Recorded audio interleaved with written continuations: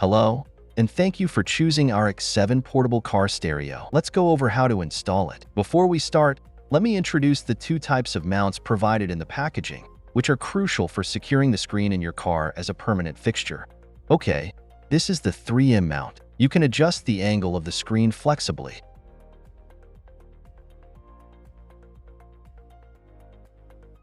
Just tighten the knob slightly, and you can adjust the display screen left or right or tilt it up or down. Once you've found the right angle, tighten the knob to lock it in place. The 3M mount should be installed on a flat surface of the car dashboard, as close to the center and near the driver's side as possible. The 3M mount is very stable once installed, so we recommend using it. However, if you can't find a suitable spot on your car dashboard for the 3M mount, you can use the suction mount. Alright, now this is the suction mount. The suction mount has 3 adjustable joints to change the length and angle of the mount. It can be installed on a small flat area of the car dashboard or on the windshield. To extend the mount, adjust the direction of the support arm.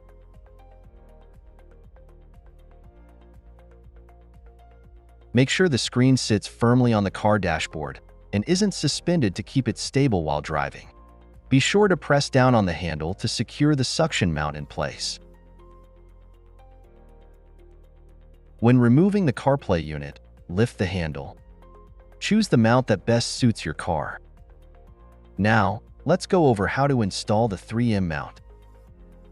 First, clip the mount onto the CarPlay unit. Push up to lock it in place.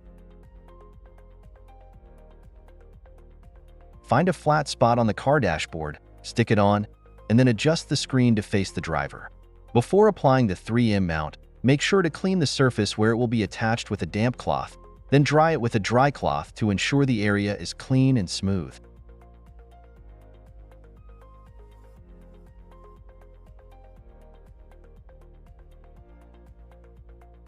Next, let's talk about installing the suction mount. Clip the mount onto the CarPlay unit. Push up to lock it in place. Remove the protective film from the suction cup. The suction mount can be placed on the car dashboard or windshield. We're choosing to install it on the car dashboard. Find a suitable position, stick it on, and press the handle down. Adjust the knobs on the mount arm to position the screen correctly and tighten them.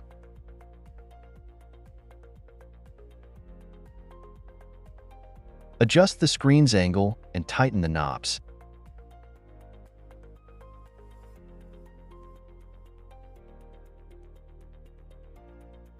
Now let's cover wiring the car charger, which has 2 wiring methods. The first method is quicker but leaves the cables exposed. The second method takes longer but hides the cables. Here's the first connection method. Insert the Type-C plug into the main unit. Use a cable clip to secure the cable. Then tuck away any excess cable. Finally, plug the car charger head into the cigarette lighter. If your car is started, CarPlay will power on automatically.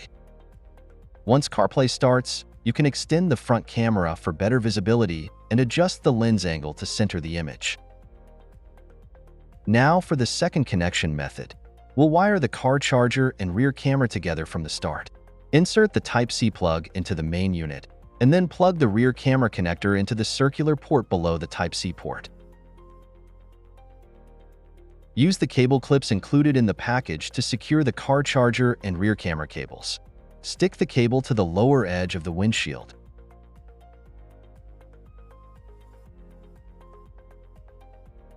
Before wiring the rear camera and car charger, we first need to choose whether to wire from the left or the right side of the vehicle. This is very important. Choosing incorrectly will waste your time and require you to start over. The choice of left or right depends on the location of your reverse lights.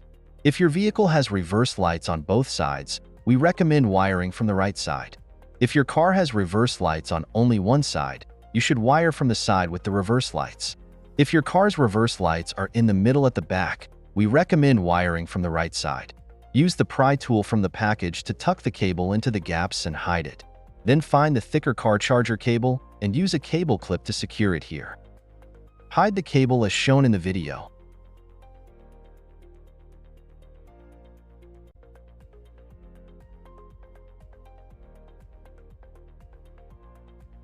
You can tuck the cable into the floor mat or behind the glove box. Plug the car charger head into the cigarette lighter. If your car is started, CarPlay will power on automatically. Once CarPlay starts, you can extend the front camera for better visibility and adjust the lens angle to center the image. Now let's wire the rear camera. The rear camera cable needs to be routed along this path to the back door of the car. Alright, let's get started. Hide the cable within the car's trim and sealant strips.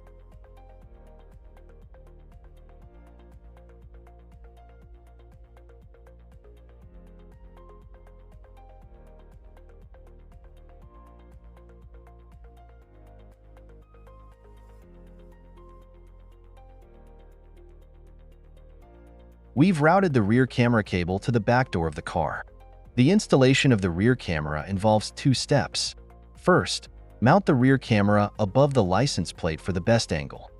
In this step, you'll need to remove the trim panel from the rear door to allow the cable to pass through. Since screw locations vary by model, you can search YouTube for disassembly tutorials using your car's make, model, and year. The rear door trim has many clips and several screws. You need to remove all the screws first. Then, use a screwdriver or a specialized car trim tool, or a flat metal pry bar. There are several types of clips, so don't use excessive force when removing them, as it might damage the clips. If a clip breaks, it shouldn't be a major issue. Broken clips are inexpensive and readily available at auto parts stores, so don't worry. Once the rear door trim is removed, route the cable to the inside of the door. For reference, our vehicle is a 2022 Chevrolet Equinox, and the disassembly process is similar. You can use this as a guide. Check above the license plate from the outside. Most cars will have a hole leading into the car. If not, use a drill to make an 8 mm hole.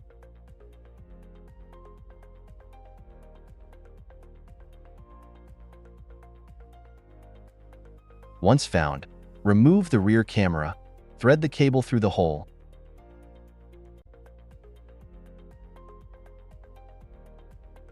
and attach the rear camera. If possible, drill screw holes and use the 2 screws provided in the package to secure the rear camera, preventing the 3M adhesive from failing.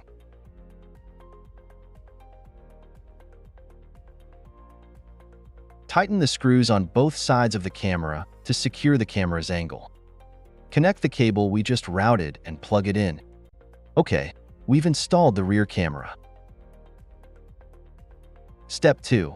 Connect the red cable from the rear camera to the positive wire of the car's brake light. If you don't need the reversing assist function, you can skip connecting the red wire. If you want this feature, locate your reverse light. Put the car in reverse and find the reverse light. Here's the reverse light we found. Locate the positive wire. Locate the red wire, which needs to be connected to the positive wire of the reverse light. Here's the reverse light we found. Locate the positive wire.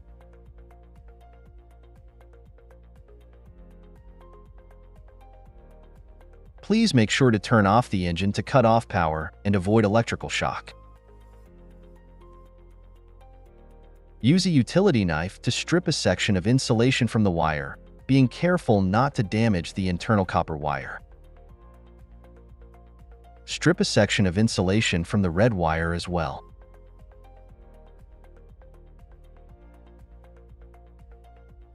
Connect the red wire to the positive wire of the reverse light and secure the connection with electrical tape.